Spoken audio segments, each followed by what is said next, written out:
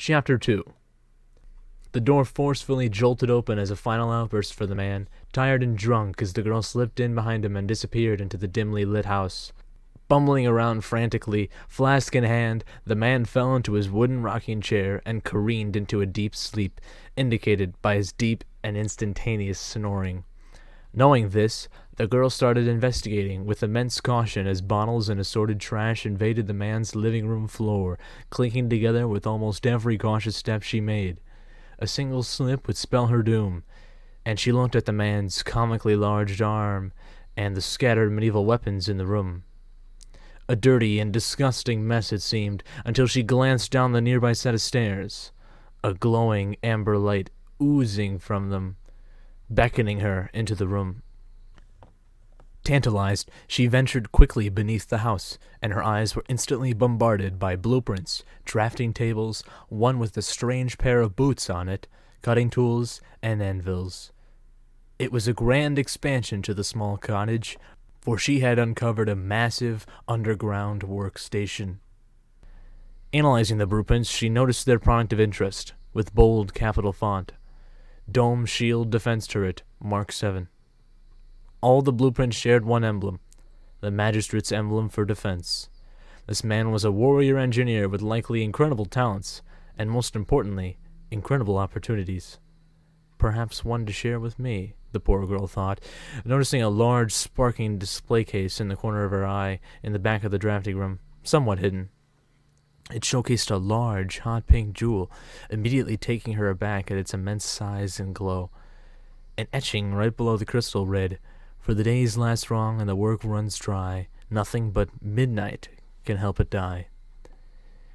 Her eyes lit up quite literally, and a humble grin emerged across her face. She knew this was well over 12,000 credits, but its shape, color, design, it seemed to enchant her. This was her chance to change her life forever, to not die alone, to scour the realm for her entire life, and all she had to do was yank a crystal from a drunk old engineer. She pulled out her pocket watch and checked the time, 4:17 a.m.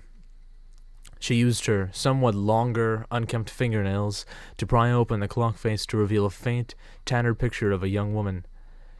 Text from neat and cursive penmanship read, "For my little kitten." She sighed and placed it into her shirt pocket. Relieved, she opened the container, unlocked and ready as the crystal overwhelmed the room with a bright pink glow, enveloping her until beep, beep, beep. The sound came from her right as the glow faded, and a large ball of metal erupted from the ceiling to form a double-barreled automated turret. From 10 meters away, the turret began to fire as the now terrified girl, crystal in hand, leapt behind a wall away from the turret's hail of bullets as it attempted to track her. From the other corner of the room, almost instantly, another turret emerged, showering more bullets toward her, but not before she fled behind assorted empty wooden crates, slowly losing their integrity as the girl's body tucked into a ball, hands beneath her head, hugging and sheltering the crystal. Wooden shards from the crate bounced off her clothes, taking the role of a death clock. Despite the thunderous gunfire and facing her impending doom, she still heard the powerful footsteps of the engineer booming down the steps. She had to think fast, or she would fail to protect the faint memories of her past. With the first turret searching for a target and the second nearly shattering the integrity of the crate, the desperate girl located a manhole beneath the crate, rattling as some of the stray bullets bounced off of it. Without reconsolidating her boundless luck, she opened the manhole and dove without hesitation into it. As the bearded man entered the room, the bullets immediately ceased firing. Now sober, the man's head jolted with stoicism when he heard the thunk of an object fall into his secret bunker.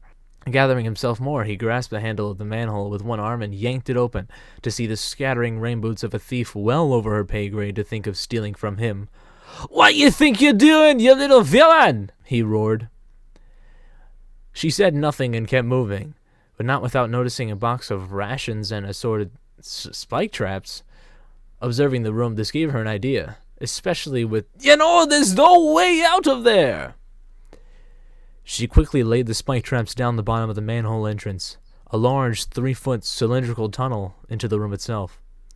It was safe to say the man and the girl faced a stalemate, with his bunker under siege for all eternity by some low-level petty thief.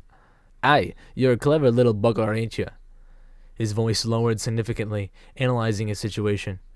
He heard boxes and cans open, believing the rations to be ready-to-eat foods of all sorts.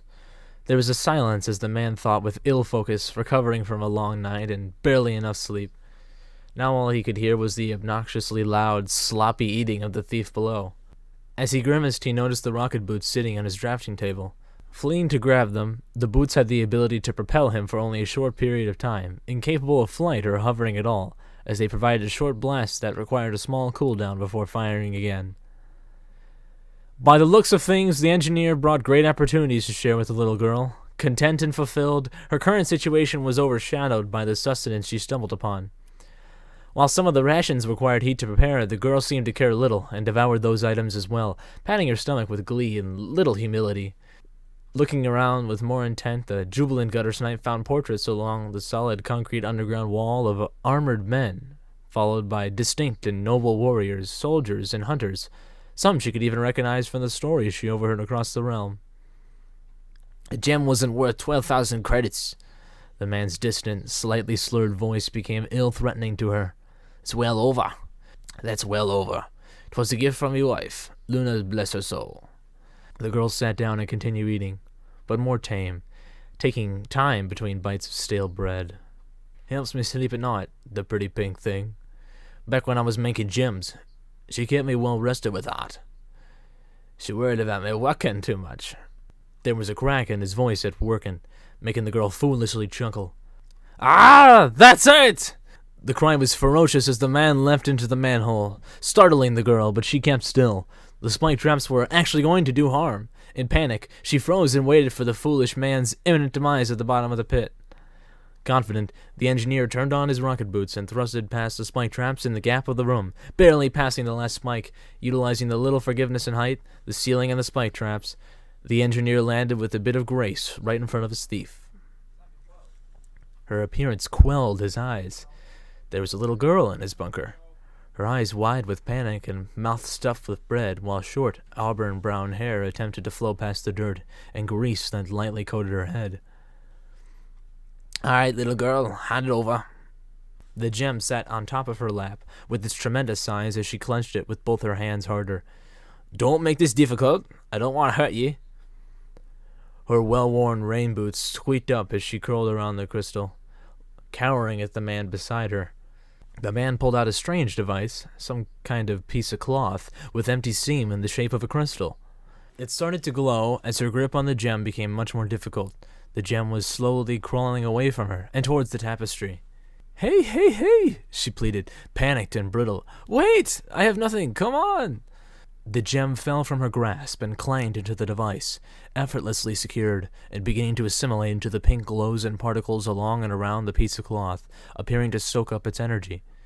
The girl frowned with disappointment. Her optimism got the best of her clearly, and whether the luck today was good or bad, at this point it was hard for her to tell. "Why did you want to take this gem, instead of all the other fancy items in me shop?" the stoic bearded man asked, while placing the tapestry on his plump and wide utility belt. Internally, she considered this. Having an acute attraction to items above the norm, perhaps this was a lesson learned, especially considering her current less-than-normal financial status in the realm. But in this case, she couldn't help but feel inertly compelled to snatch this gem, as if it belonged to her by some primal, self-centered attraction. Speechless, she looked away from them, ashamed but confident in her adventures, be them successful or not. The man looked at her and began to start upstairs without a beckon for her to leave or threat at harming her. "Come on, let's get you out of this house." "I'm not leaving!" she snapped crudely, continuing to sit on his own chair, arms crossed. Daylight tore her eyes as she was thrown by the shirt collar violently out of the cottage, thumping to the ground. Dirt dusted from her hair and dissipated on impact as she recoiled at the blow, hearing a violent slam of a door behind her. Annoyed, she rose to her feet, only to topple again as the door opened to reveal a full garbage bag thrown right at her torso, hitting her square. Rising for a second time, the girl dusted off her ash-gray shirt, which didn't need any more countless stains, and examined the bag's contents, curious.